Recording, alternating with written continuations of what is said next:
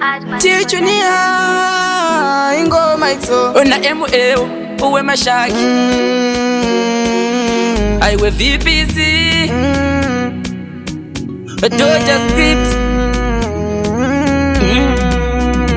Aiwa namo Wadishunguruza namo Inhlupeko ziningi baba sikhokelele inhlupeko ziningi baba sikhokelele Namo iwe wandishunguruza Namo shuwa kunditambuza Abantu bese kungondiseka Namo iwe unodalira igo Lutubo bakitha liyenza ngihambe ngesika Adamu imala ibambeke sikhwameni ngijole senti Aiwa namo Wadishunguruza namo Inhlupeko ziningi baba sikhokelele inhlupeko ziningi baba sikhokelele Nkosi yami sebunyameni sicela ukukhanya Nkosi yami ukuhlupheka sokukuningi Mwari wangu daima pindira Namo yatitambuza Mwari wangu daima tigona Leo kama vese vatisema Aiwa namo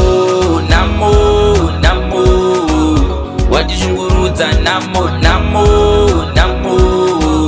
Inhlupeko ziningi baba sikhokelele inhlupeko ziningi baba sikhokelele Namo iwe wandishunguruza Namo shuwa kunditambuza Abantu bese kungondiseka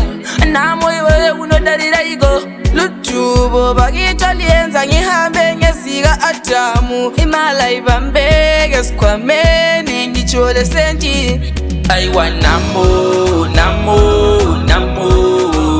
Wadishunguruza namo Inhlupeko ziningi baba sikhokelele inhlupeko ziningi baba sikhokelele Aiwa namo Wadishunguruza namo